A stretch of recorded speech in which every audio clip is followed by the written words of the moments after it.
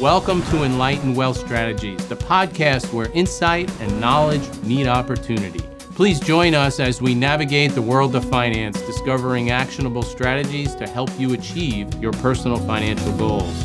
With decades of combined experience, we're here to shed light on the topics that matter most to your financial well-being. Whether you're accumulating, preserving, or distributing your wealth, this is the place for you. Now let's dive in and start your journey to financial enlightenment. Hello, James. Hello, Jim. How are you? Good morning. Good morning to you as well. We have a nice presentation today. We do. Yes, we're going to talk about group benefits for those plans sponsors out there or employers who have a hefty bill. Okay. And it's going to be for small business owners, more or less? It is. More or less? Yes. How many employees? Anywhere from 2 or more employees, this could benefit. That's a big population of small business owners. It is. We actually have a special guest today. His name is Greg Blemick from Optimal Benefits. But before we have Greg get started, why don't we just kind of set the tone a little bit? As an employer, one of their biggest expenses, if not the biggest expense, is always payroll. What follows after that is usually employee benefits. Is that correct? That would be correct. You're the CPA. You do a lot of accounting, so. Somewhat. I think the third biggest one is P&C, or property and casualty insurance. So for an employer, it's important that they try to keep these risks under control. Today, we got Greg here, who works with Optimal Benefits. But I think overall, we're going to start with talking about fully insured versus level funding versus self-funding. And Greg, why don't you introduce yourself to our guest? Well, thank you, Jim and James. It's great to be with you gentlemen this morning, and I appreciate the opportunity to talk about this ever-changing insurance ecosystem. And Jim, you were spot on in saying that we specialize here at Optimal Benefits in the small group market. Insurance in general for companies and groups is typically divided into small group and large group, and there are subsets of those. And there are different rules within each of those groups. I have been living in that world for over 20 years and started on the employee benefits side for a small firm in New Jersey called Corporate Synergies, and have progressed in my career to the point where now I'm working on what we would call the carrier side of the ecosystem for Optimal Benefits, as we deliver solutions, as you referenced, that are fall within the bucket of self-funding. Many small groups, and I know we'll get into this, but many small groups traditionally, and without all that much really thought or contemplation, will fully insure their benefits so that they have zero risk. All the risk is taken by the carrier. And that's really where my career started. And now, again, with Optimal, dealing with more out-of-the-box solutions for small group, as the market has really changed over the last 20 years in what small groups can do versus what they could do 20 years ago. So excited to get into all of that today and talk about it and answer any questions that you both have. Actually, when I first got started, Greg, doing group benefits, it was back in 1994. And there was a lot of products out there. And I think that market has fell in the fully insured arena. I mean, I can remember days when clients would talk to me about a $5 copay for an HMO plan.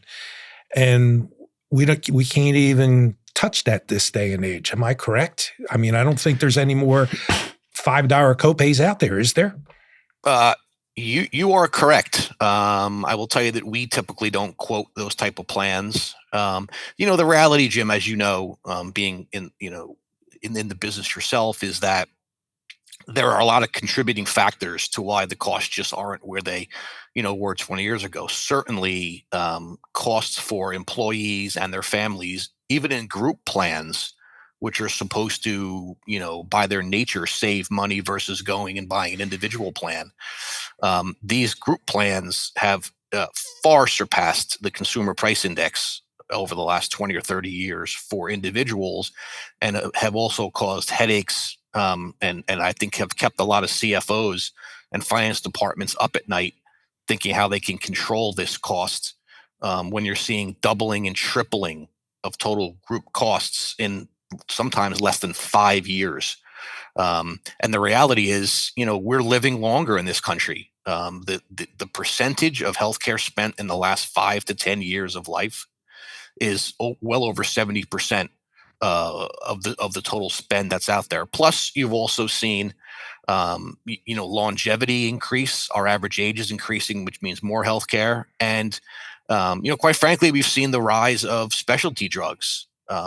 We'll get into that. There's some interesting stats around the use of specialty drugs. Obviously, you both know these GLP-1 drugs have been in the news lately for not just diabetic care, but weight loss. Sometimes weight loss as the primary reason to use them.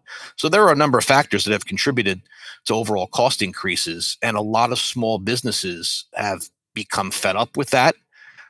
They don't get answers to why costs are increasing, and they're constantly looking for solutions to, help rein in these costs and not put them out of business.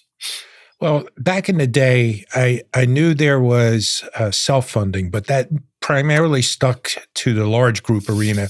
And large group being, is it now the definition over 50, or is it still over 100 employees? The definition of large group, Jim, does typically start at 100. And interestingly, to your point, you're spot on with, the self-funding concept. When I started a little bit later than you did, you couldn't get a self-funding quote from any of the players in the market. Certainly the reinsurers that handle the stop loss on policies for anything under 500 employees at that time. Even talking about self-insuring a group under 500 was taboo almost. Now, level funding, and we'll get into this more, is a subset of self-insurance. But a company that wants to fully go self-insured and take on all of the claims risk themselves can be as small as 5 individuals. We don't see a lot of that. The caveat is we don't see a lot of that, but certainly you can do it. And that's a heck of a decrease from not so long ago when you had to have 500 employees. Greg, I have a question for you. What are the 3 or 4 main contributing factors for the increase in costs for these plans?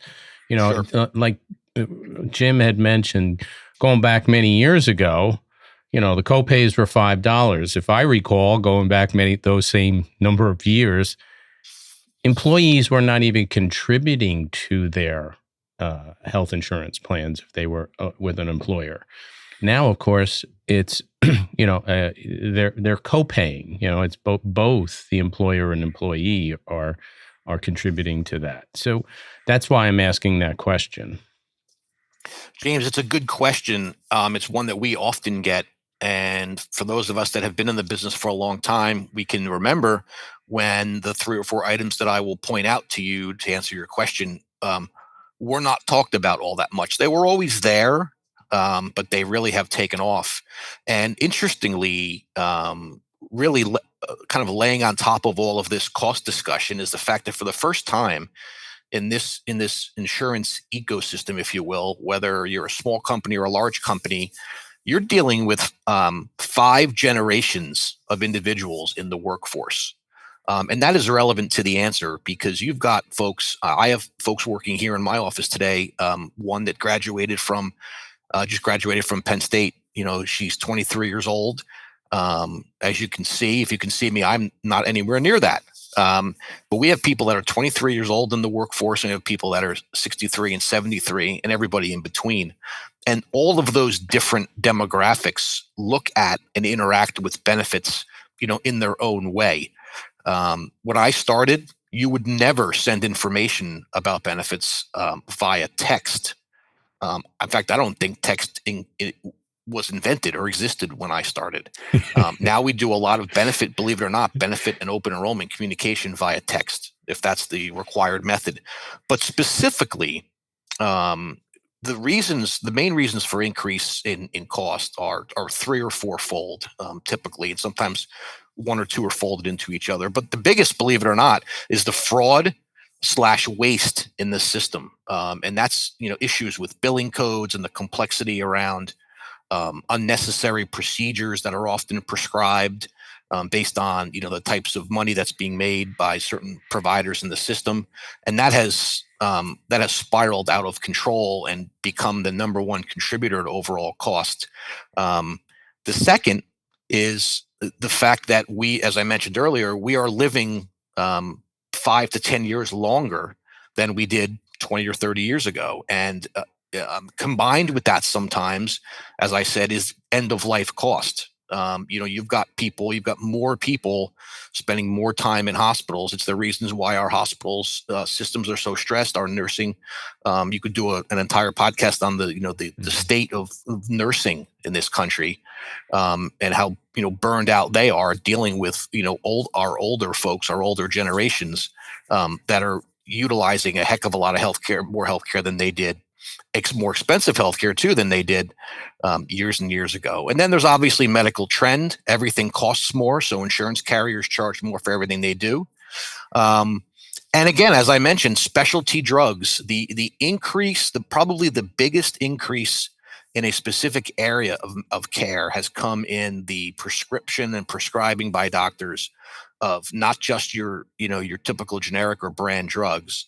And there are strategies around keeping those costs in line, but the absolute hockey stick increase in specialty drug prescription and usage, and not to be misunderstood. A lot of this is necessary. These drugs are necessary and they're life saving, but the cost between what drugs cost here and what they cost in other countries is sometimes 10 and 20 fold. Here at Optimal, I have a board on the other side of me that you can't see, and it lists all of the 20 or 30 specialty drugs that are the most expensive, some of which we cover, some that we don't. And there are just calls for drugs. Think about at night when you're watching TV, and the number of advertisements that you're seeing off the charts. for Wegovy and all the different types of drugs. We're the only country, by the way, that allows advertising on our airwaves for these types of prescription drugs. I mean, people walk around singing songs about Ozempic and Wegovy, and they're really driving costs up for employers that are forced to cover these drugs. What it really surprises me is the amount of side effects that these drugs have. Well, they have to list every side effect. I know. Even if it's minor. And that's half the commercial. That is half the commercial. Mm-hmm. Greg, can you take us back just for a few minutes here and explain to us what's the difference between your company, Optimal, and a fully insured company like Horizon or AmeriHealth or Aetna or United? Aetna's no longer playing in New Jersey, but that's besides the group point. So can you explain the differences between a fully insured versus self-insured? Sure, Jim and James. That all starts with who owns the risk, right? Who's taking the risk for the health benefits and the claims that are generated from providing benefits? If you're in a fully insured arrangement, which is about 60% or so of current small groups who are fully insured, you basically buy a plan design from a Blue Cross, let's say, and it's got certain insurance deductibles and copays, and it clearly states what you're responsible for as an employee. So that means going to your primary care doctor and having a $20 copay. If you have a deductible that sits over the plan, you're paying a certain deductible before insurance kicks in. And in those plans, when an employer buys a fully insured plan, they have zero risk for any claims that were to come up during the year in that plan. It runs for the full 12 months. You basically are paying that set premium, regardless of how your group runs medically and how healthy they are. You could theoretically have zero claims, have no usage on the plan for an entire year, but you're still paying the premium that you signed up for, the nature of insurance in general. When you leave the comfort of and zero risk of being fully insured and move into the world of self-funded plans, now you are certainly saving certain amounts of money because you're now not responsible for and don't have to comply with certain state mandates, certain taxes. So there is some financial benefit right out of the gate for an employer. However, the biggest difference is now once you move to becoming self-insured, you own the risk. You still have a carrier that's providing a network of doctors and hospitals providers to go to, just like in the fully insured world. In fact, most employees don't know themselves what the company plan is, fully insured or self-insured, but the company sure does, because if they are fully insured, they are now paying, in essence, the claims every month. So where level funding is a bridge, if you will, between being fully insured and being self-insured. The reason small groups typically do not self-fund is because there can be a wild fluctuation in claims.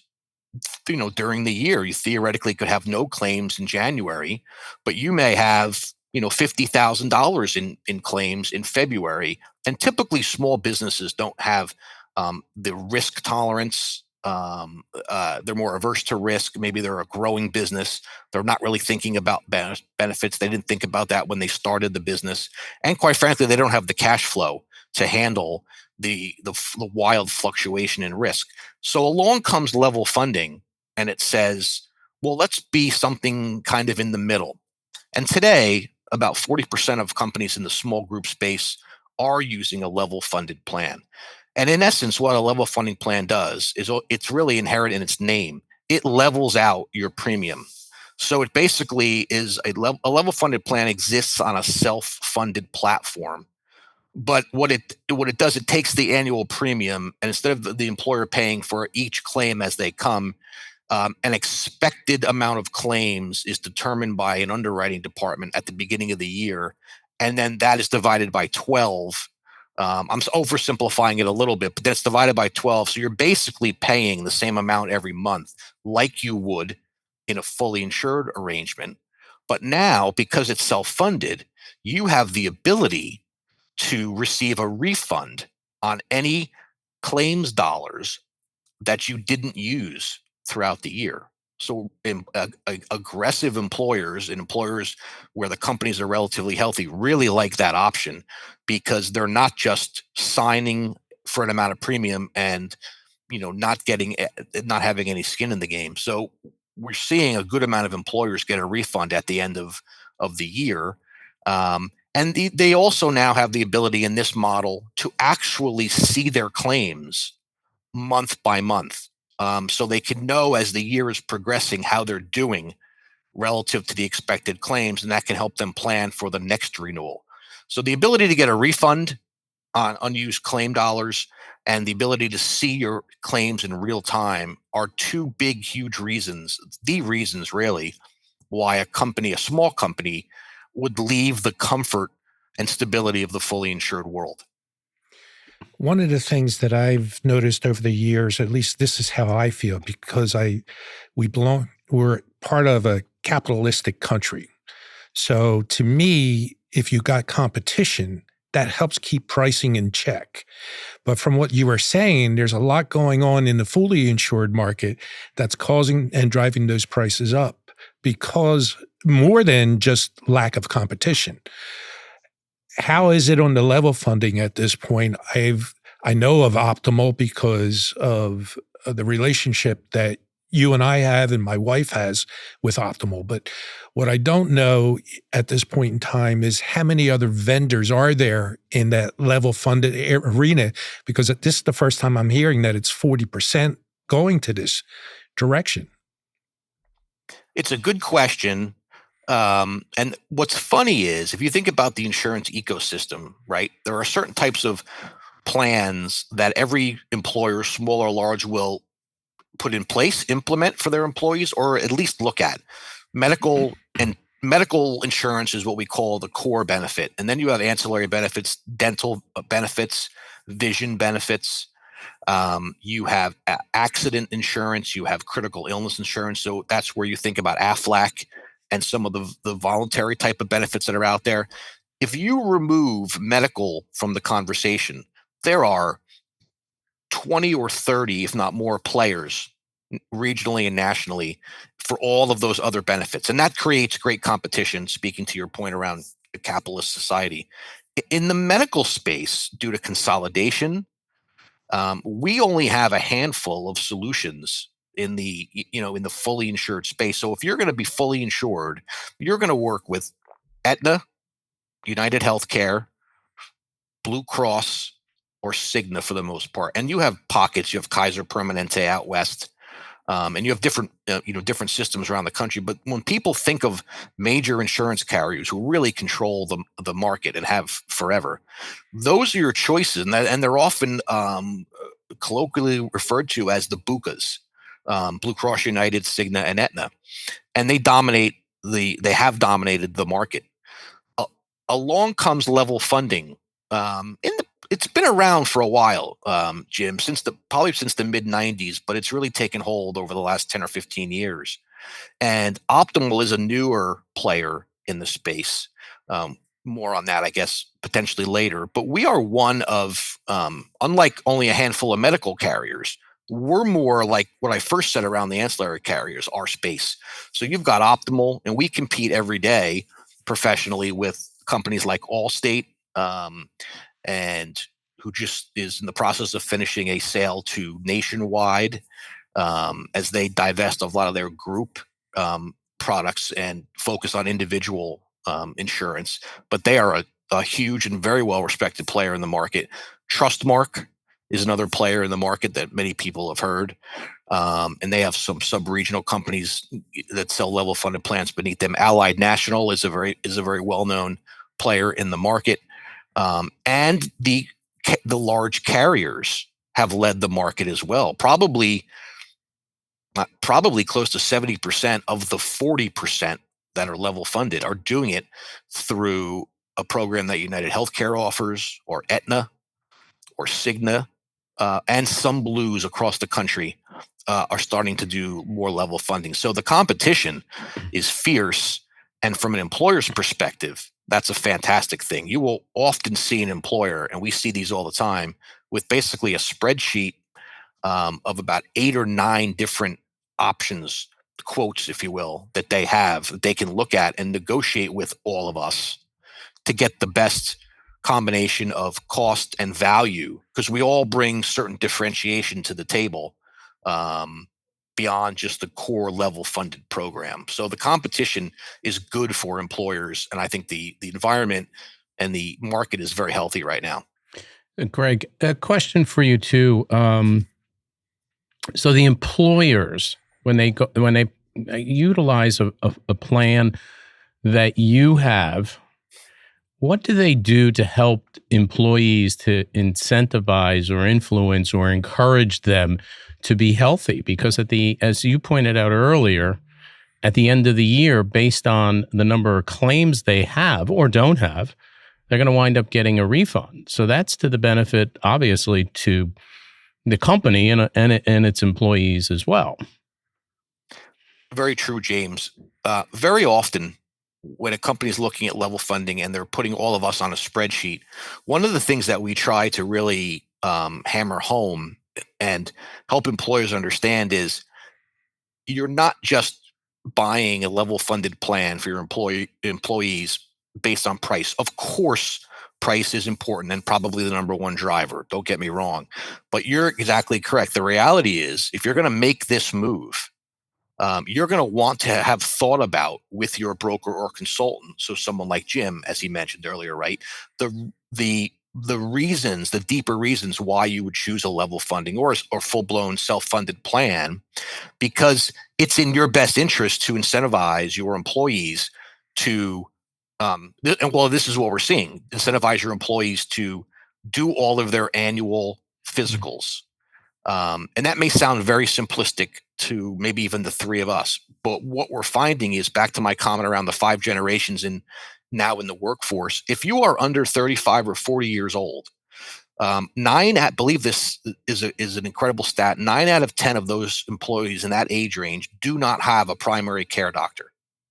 And you say, well, that's okay. They don't, primary care doctor is maybe antiquated. There's urgent care now, there's telemedicine, but the problem with that is, not that there's a problem with that, but if there is a problem with that, one of the things it doesn't really reconcile is that ability to get that annual physical and have your overall health checked and do the preventative measures that keep you healthy and also can head off any types of cancers or any types of maladies that you might get through the blood work that's done in those types of preventative appointments. So that's something we see employers encouraging their people to do, and not put off medications that are prescribed, not put off procedures that may seem unnecessary. Really take a proactive approach to keeping yourself healthy, because that refund at the end of the year is only going to come into play, right, if you have, in essence, beaten or done better, had a loss ratio, if you will, that has come in less than the expected claims that are, in our case, Optimal's underwriting team predicted for the overall health of your group. So the employer is extremely incentivized to, we've seen employers change the type of dynamic around snacks in their buildings. The types of things they're talking about, smoking cessation programs, that they will be a little more tough with than if they were fully insured, where they're not looking at a potential refund. So just a lot of the basics, especially with small groups. There's a lot more that the larger groups are doing, relative to having specific on-site clinics. That's where you're seeing a lot of savings with larger groups. But with the small groups, it's tough. They're typically in smaller buildings, or maybe they're multi-location. A lot of it is remote. Think about the remote work, that we have going on today, or where you're not seeing your employees as much. So there really is an emphasis on communication, and staying overall, healthy, so that groups can stay in these level funded plans year over year, not have to go back to, the protection of being fully insured.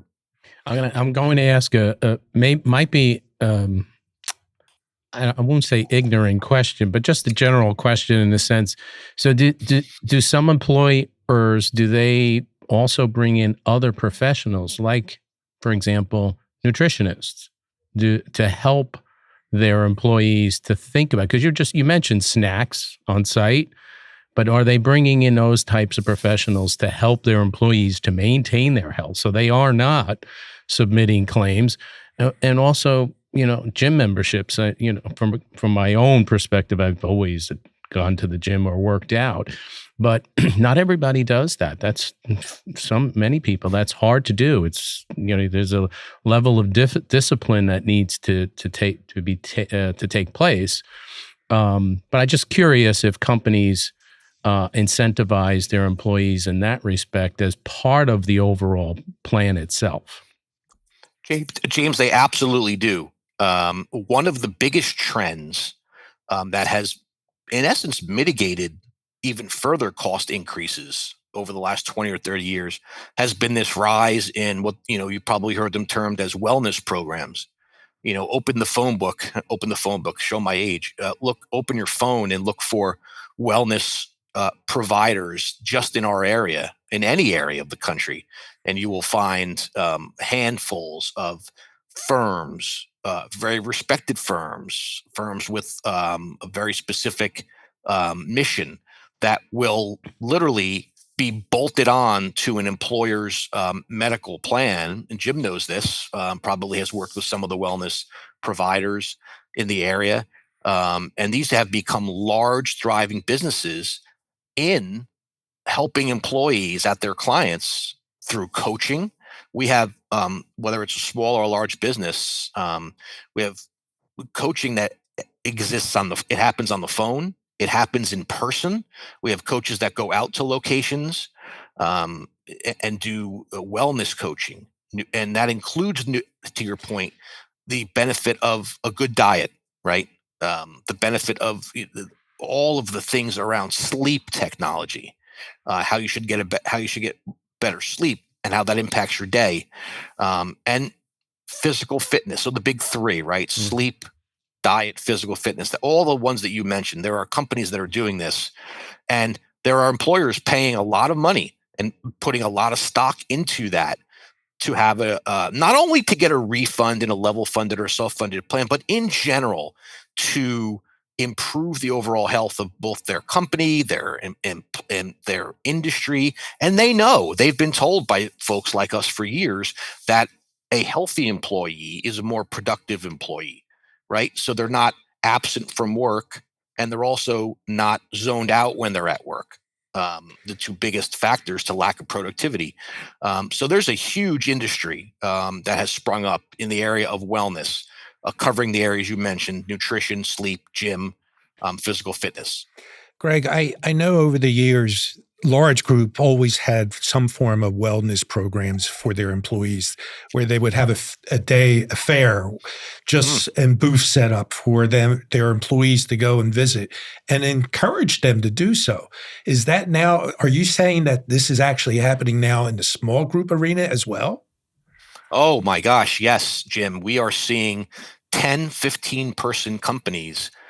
If they've got a physical space, and many still do, post-COVID, many still do. I know that we're in the office 5 days a week here at Optimal, and we are seeing vendors join wellness fairs at 5, 10, 15, 20-person groups, and the vans will roll up with the biometric screenings where you can get you can look at your body mass, you can look at all of your blood levels, and companies are doing that year over year over year, so employees can compare. Are they getting healthier? Or are the wellness plans we just talked about working? They will have the gyms will come and sponsor the event. These events will cost employers no money because all of the vendors want to come and reach the employees. It's not uncommon to see a 20-person company have a booth set up for orange therapy, which is everywhere nowadays. A very popular gym that you see all over the country. They will have a nutritionist there. They will have some of these wellness teams there that I talked about. They'll have all the blood work folks there. I know I've been invited a few times with regards to financial wellness. So I understand exactly where you're coming from. I just didn't realize it was coming down to, because I do education meetings in the 401k space all the time. And I didn't realize it was coming down to that low of a group. That's impressive. I'm glad to hear that. One of the biggest reasons that you're seeing that there are a lot of people out there that have the concept of not having one or two jobs, making a number of career changes has really kind of is something that is relevant in this generation. I often joke that my dad and my father-in-law had two jobs between them their entire career. My dad moved once. My father-in-law worked at Brooklyn Union Gas his whole life. But now what you're seeing is people that have worked at large companies and have been senior vice presidents in either HR or finance departments start to work in startups or younger companies or smaller companies for the different types of lifestyle benefits they can get. And when they come down and work in those companies, they bring a large group mentality with them into that smaller group they now work in. And they want a lot of the benefits that historically and traditionally have not been available to small groups. So small group has really been kind of pulled up and then met the larger group in some of the things. We often say that all the creative and influential types of programs start in large group and then they trickle down into the smaller group, and smaller groups benefit from that. Now, what I'd like to do, Greg, is take a little bit of time now and tell us how Optimal got started, because you're a new player in the arena. And sometimes as an advisor, we got to be protective of our clients. And the last thing you want to do is get somebody hurt because you made a bad recommendation. So tell us a little bit about Optimal and why it's growing as fast as it is, and how it's designed to help the employer where it's different from your competitors as well. Sure. Back in early 2022, our founders and our leader, well, ultimately became our leadership executive team, thought that there was an opportunity in the market to do some things in small group that weren't being done by the current level funded players. And these are industry experts that had spent well over 100 years combined, when you combine them, in both the fully insured and the self-insured space. These weren't people who just woke up one morning and saw an opportunity to get into insurance. These are insurance veterans, executives at other companies, sometimes competitors, or somewhere in the insurance ecosystem. And this basically was a program. The optimal level funded program is a program that was very thoughtfully researched for almost a year, as partnerships and the pieces, if you will, that we needed to build the program were put in place. When you build a level funded program and you offer it out to clients, and Jim, to your point around the trust that you need to garner within the broker and consultant community, we needed to have top players that we worked with, because we are not an insurance carrier, right? We are not Aetna, we are not Blue Cross, we're not United Healthcare that has all of the necessary components to offer a level funded program. We had to go out and basically, RFP those pieces and put together a program that would be appealing to brokers and consultants like yourself, and be able to gain the trust of both you, the broker community, and also the clients to say, okay, we feel comfortable doing this with Optimal. So Optimal went out and put the first, what you need to do is find reinsurers when you're self-funded. So we added a couple of reinsurers to our program. We work predominantly with the Cigna network for our program, and we use a TPA to both adjudicate and administer claims and help with billing issues and the like, and work with employees as they have day-to-day issues.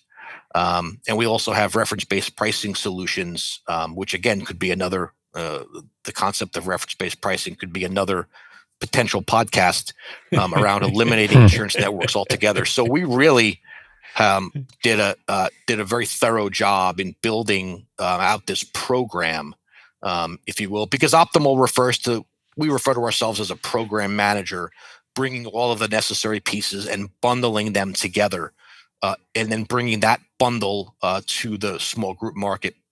Thank you for sharing that. So what makes you different than the other vendors, though, at this point in time?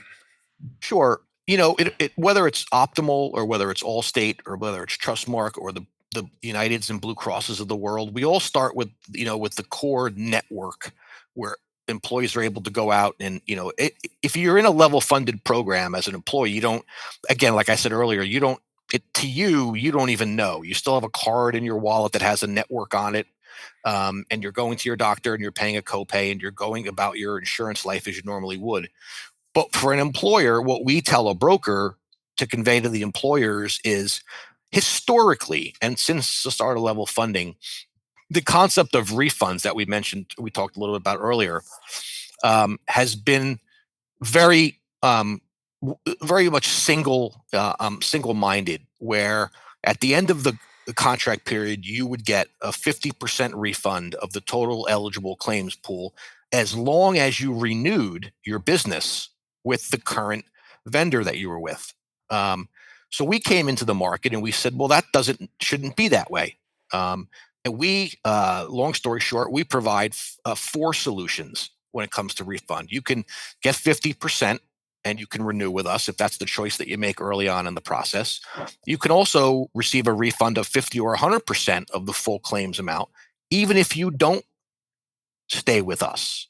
Because in the level funded world, gentlemen, the refund comes after what we call a run out period, because you can have claims that happen or are incurred, is the language we use, in let's say December, but they're not paid until potentially January, February, or March. So we have to wait till everything is all buttoned up to pay out any potential refund on claims. So we will add 3 more options than the market traditionally has. We will also do we will apply that same principle of 4 refunds relative to the drugs, the RX that a company uses. And that's important and relevant because now, as I said earlier, more than ever, drug spend is increasingly ticking up, and it will never surpass the full medical spend relative to claims, but it's getting there with the price of drugs. So we'll pass through all of the rebates that we get from the RX distributors and manufacturers and pass them along to the client with all 4 options, as I mentioned, 50 or 100% to the client. We actually then add a third refund that no one does. And this is a refund that you would normally see in a captive arrangement in a much larger self-insured arrangement. And that's a refund on the actual stop loss premium. If Oh, you wow. run it at better than 70% loss ratio throughout the year, you are then entitled to a percentage of the stop loss refund. So you literally can get 3 different buckets of money back to simplify it from optimal, whereas all of our competitors only provide money back in 1 bucket. That is our that's really our biggest differentiation. And that's showing our ability to take large market concepts and things that large employers get to participate in and bring it down to small groups. The other big thing that we do in about 70% of our clients is in essence, we basically carve out, if you will, the specialty drug piece.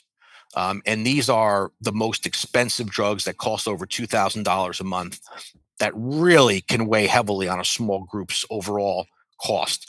We carve those drugs out, and we work with a third party vendor that we're very close to that sources that drug, that specialty drug, outside of the program that we write for virtually no cost or little cost for members that qualify. If in fact we can't carve the drug out, we can't get the drug through those additional sources, it's brought back into the program. So the bottom line is the member never goes without the drug. That is something that none of our competitors do either.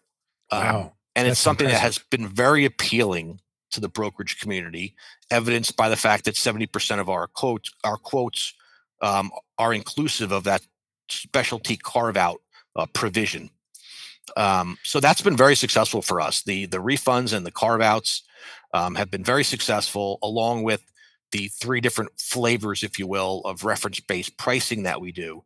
And reference based pricing, in a nutshell, is the easiest way for a company to see the very most savings within a level funded plan by actually not using a traditional carrier, where you're doing one of the biggest trends in the market right now is all of this direct cutting out the middleman, cutting out the carrier, and you and me going directly to a provider, having a hospital directly bill us. Or you've probably heard of the rise of direct to primary care, DPC, where a lot of people are contracting with a direct primary care provider without using insurance, and just paying a set amount of money that they determine that Mm. the doctor will take. So we're bringing a lot of creative and typically large group solutions down to the small group.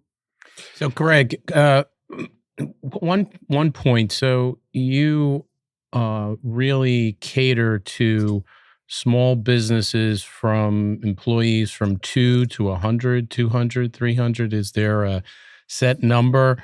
And is there any specific industry that have a higher percentage than others? And the third question is, how are these small businesses? How are they finding out about you? Is it referral, Yeah.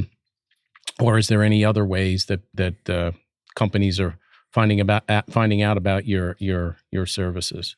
So those are very good questions. Let me take the last one first because I think it's the simplest. We, Optimal, like many of our competitors in the market, work exclusively through brokers and consultants. So we do not market or advertise or call to any what you would call an end user, right? A specific company. Even if I know a company, my wife works for a company that probably would be a candidate to level fund. We don't call them directly. We respect the broker consultant relationship and only work with them. So our job, my team's job every day, as I'm sure that our competition, is to have our teams be calling and educating the brokers and consultants of the world that have these small groups as clients. One of the unique things in small group, and Jim could speak to this, is the relationship that exists between a broker slash consultant, and really they should be called trusted advisors. That's what I've always called them. But everybody knows the former terms. But trusted advisor is really what Jim is for his client, doing a lot of different things, right? From medical benefits to 401k, all the different things. And groups really rely on and trust the advice of their trusted advisor. So those are the folks that we are trying to educate about our program. Your other question, what was the first part of your question, James? I'm sorry. I had asked, are there industry specific companies that you are finding more success with than others? Yeah, we get that question quite a bit. It's one of the first ones we get when we're talking to professionals. And believe it or not, we don't have any restrictions on industries other than maybe some of the more controversial, newer types of industries. The one I can think of off the top of my head is, the cannabis industry. And the only reason that we don't work with cannabis related businesses is due to the inherent conflict between state and federal law right now. We have very conservative reinsurers, and we stay away from that type of industry. Along with that part of the answer, James, another interesting part of level funding is where we are allowed and how we are allowed to talk about level funding. In front of me, you can't see it, but I have a sheet that has all 50 states on it and tells me how many employees a company needs to have to actually offer level funding. And you may think that can't be that big an issue. Well, I will tell you that in New Jersey and Pennsylvania and Connecticut and Massachusetts, as a group is to level fund, so in essence self-fund, a group is required to have 2 employees. In New York, within our territory, our Northeast territory for Optimal, you have to have 100 eligible employees. And that number fluctuates around the country. In Maine, we need to have 15 employees. Some states are 50. And the reason that those minimums exist are because state insurance departments really are concerned with the overall state insurance pool, if you will. It's one of the reasons Aetna, as Jim mentioned at the top of the show, that Aetna no longer provides fully insured quotes in the small group market that aren't level funded, because the number of groups that are viable groups for them has decreased and become much less healthy. So the state departments of insurance realize if too many groups leave the fully insured pool, you're left with less than healthy people in the fully insured pool, because those are the ones that need the guaranteed coverage, while all the healthy groups are going and becoming level funded or self-funded. So some state insurance departments are more aggressive than others in, basically mandating the types of insurance you can provide to employees. So that's actually one of our biggest issues, and that's an issue for all level funded providers in the market. But typically, again, no real restrictions on the type of industry, and I think part of your question was, are there specific types of industries that we see more business? It doesn't really break along any kind of white or blue or gray collar lines. We see all industries pretty much equal. And that's part of the benefit of it. It can really benefit any small group in any industry. Yeah, I imagine it would, and that's really what I was trying to get across, is to see if there was any real distinction, and I was hoping that would not be the case. So, in just in consideration of time, because we're bumping up against it and we want to keep you too long. What would be the main three factors that we would want to let our audience know about with regard to the level funding program? I think the three biggest things that we try to get across to our trusted advisors that we work with, that is that I often refer to going from fully insured to level funding as basically pulling closed curtains and opening them for a group. And what I mean there is they now can see out the window, and out the window are all of their medical claims that they never saw before. So whether you work with Optimal or you work with another level funded provider, whether you even get a refund or not at the end of the year, at the very minimum, you now have so much more insight into what's going on with your own medical experience, as opposed to being thrown into a fully insured pool, never knowing why an increase exists when you get it at renewal. Once you move to level funding, you are now seeing exactly what's going on within your specific company. That's a big win for employers. Jim could probably tell you that as a broker, a trusted advisor, we hear that all the time from small groups wanting to know what justifies the increase in the rate every year. That's number one. Number two is that refund, is the ability to look at a traditional insurance product where basically you're signing for a premium and that's what you pay. And you're going to pay another premium in 12 months from now, and it's probably going to be higher. With level funding, again, regardless of who you work with, if you are entitled to a refund, if you are doing all the right things, and around the questions you asked, James, around what are groups doing to incentivize employees and overall have a more healthy year than they might have otherwise had, that refund is powerful. We didn't talk about how the companies use those refunds. They can build programs. They can offer incentives both in cash and prizes and different awards to their employees. They can make upgrades to their facilities and their product. The refund is more than just a refund in and of itself. It's a way for a company to expand and grow, and you can't get that in the fully insured world.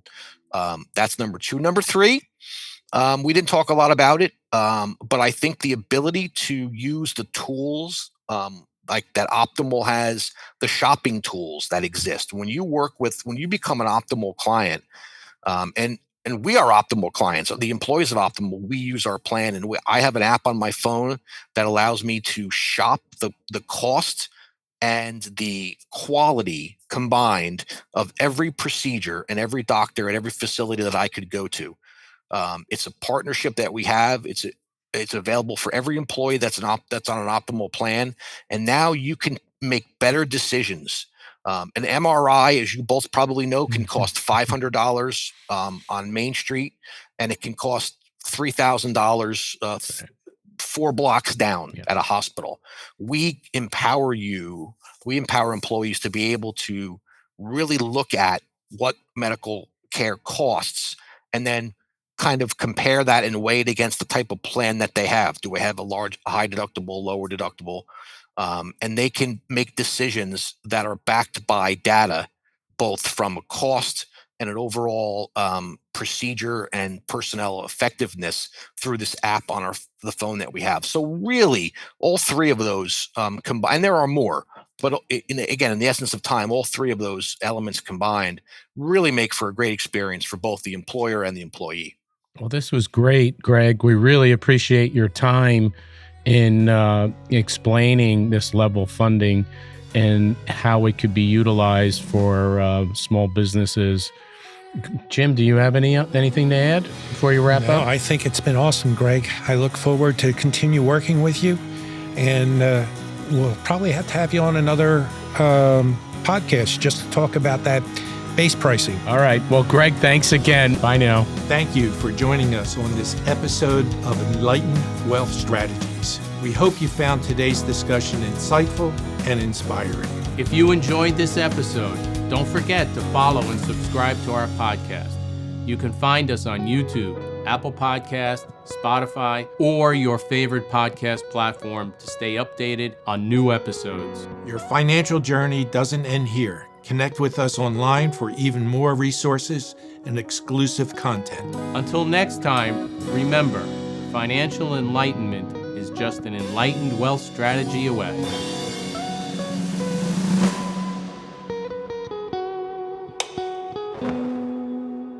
Investment advice is offered through Bell Point Asset Management, LLC, 500 Demont Ranch, Parkway Building 700, Unit 700, Reno, Nevada, 89521. Additional information about Bell Point Asset Management is available on the SEC's website at www.advisorinfo.sec.gov.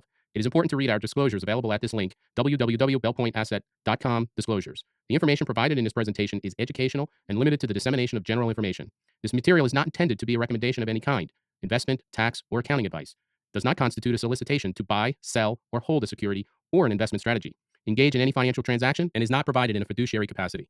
The information provided does not take into account the specific objectives or circumstances of any particular investor or suggest any specific course of action.